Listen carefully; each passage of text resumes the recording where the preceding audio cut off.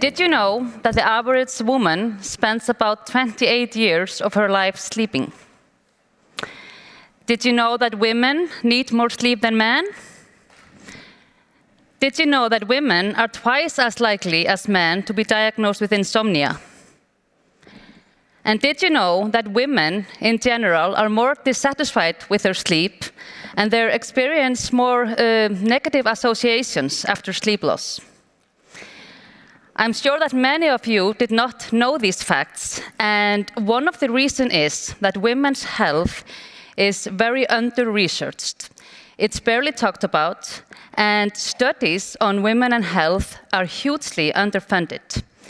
And sleep is no exception in this context. Most scientists in sleep research to date have been males, and their focus has not been on studying menopause, hormones, and women. But why do women need more sleep than men? There are several theories. One is that our brain function is different from men. We do more of multitasking during the day, so our brain needs more rest at night. We also know that women's body functions very differently than men's, and there are obvious reproductive differences that impact women throughout their lives. Fertility, pregnancy, menopause, and a much more complicated hormonal system. All genders have an internal body clock with a 24-hour rhythm. And for males, this internal clock is in sync with their hormonal system. Their main sex hormone, testosterone, is peaking in the morning, which makes them energetic and ready to tackle the day. And at night, the testosterone levels lowers, which makes them calm and helps them to go to sleep. This is a bit more complicated for us women. We also have the internal clock with the 24-hour rhythm, but we also have another clock with a 28-day rhythm, the menstrual cycle. And women have 4 main sex hormones that all shift during this 28-day cycle. And there is not one day in the menstrual cycle that our hormones are balanced at the same level.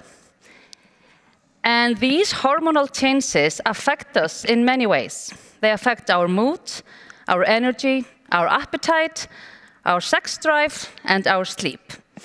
And unfortunately, these hormones have not been researched enough throughout history. And then comes menopause.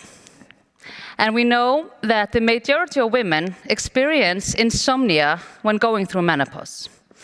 And it's almost considered as normal for women going through menopause to have poor sleep.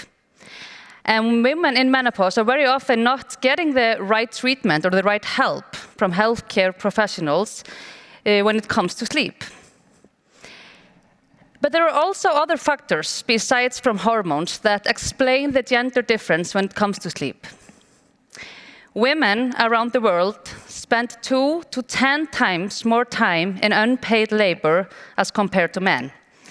This can be housework, caring for children and elderly, and carrying the mental load of managing a family. And this exposes women to more stress, which makes them more vulnerable for developing sleep disorders. When I was a little girl, my grandmother used to tell me a lot about the importance of sleep.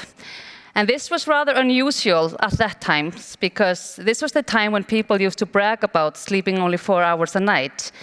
And we used to connect little sleep with productivity and success. And even though I did not always want to listen to my grandma talk about sleep, I think that this somehow sank into me and impacted my decision to dedicate my life to sleep research and to treating sleep disorders. It is really important that we focus on women when it comes to sleep and the special challenges that women are experiencing. Sleep is such a fascinating concept, and there is a mystery around sleep. There are so much that we know, and we're constantly learning new science about the importance of sleep, but there are also so many questions that remain unanswered when it comes to sleep. But what we do know is that good sleep makes us healthier, happier, more productive, even more beautiful, and it prevents us from diseases and prolongs our life. So it is really important for us women to stand together when it comes to sleep and sleep research, and we need to put a lot more emphasis in this area. And I have spent the past 15 years working in sleep research, and the majority of my patients have been women with insomnia. I myself, I'm a mother of 4, so I've had my sleepless nights through the years, and I am now at the age that I will soon go into menopause. And it's becoming clearer to me every day that it's not okay that women have double risk of suffering from insomnia, and it should not be considered normal in any phase in life to go sleep deprived for weeks, months, or even years. There has really been a great increase in the awareness of the importance of sleep during the past years, which is of course positive. We have also seen increased awareness about women, menopause, and hormones, and that is of course also good. But we still need to do better, and there's a long way to go. We really need to emphasize the gender gap when it comes to research about sleep and health. We need to elevate women to be principal investigators in health-related research, and we need to provide more support, mentorship, and most importantly, funding when it comes to research of women and health.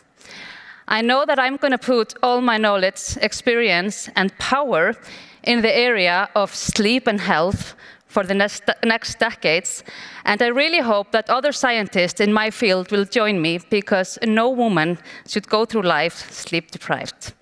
Thank you.